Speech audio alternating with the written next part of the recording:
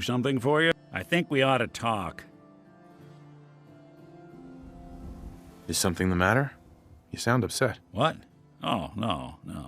We've just been traveling a while now, and I figure there hasn't exactly been equitable distribution of information.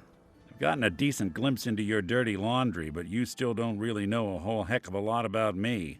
I figured I'd offer to balance the board. So, is there anything you want to know? What's with the outfit? After I started the agency, it just seemed like the sort of thing a detective ought to wear. I got some old memories, pre-war. Faded to all heck of guys dressed like this, doing what I do. Putting on the hat and trench coat, I figured it'd let folks know I was serious about the whole thing. Clothes make the man and all that. Guess I felt they made me the man I wanted to be.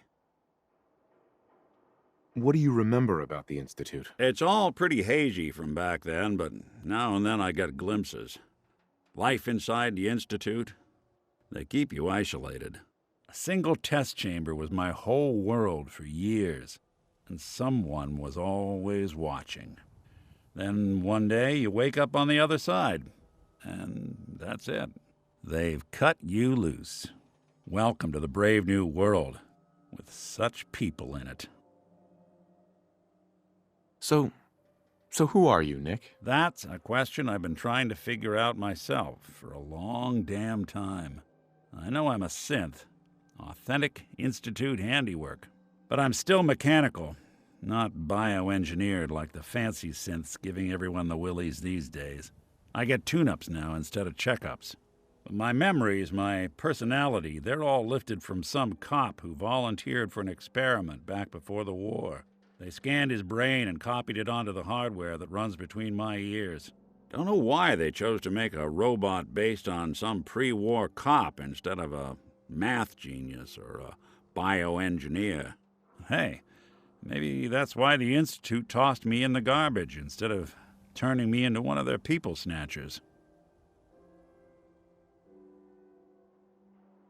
Wait, the original Nick was from my time? Sure was. Which meant when I finally ended up out here, it was quite the rude awakening.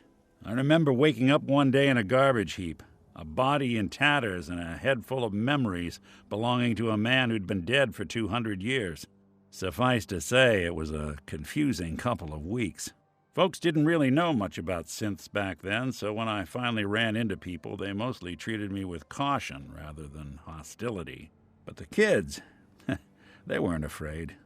I think his name was Jim. The first person to actually speak to me after I got the boot from the Institute. My first human contact in this world.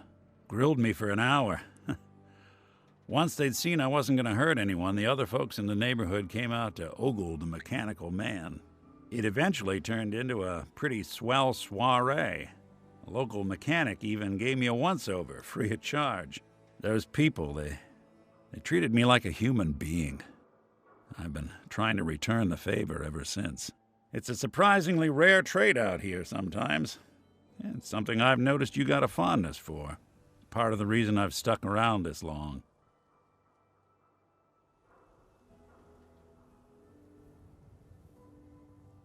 If you're good to people, they'll be good back. That's something I've always believed. Couldn't agree more.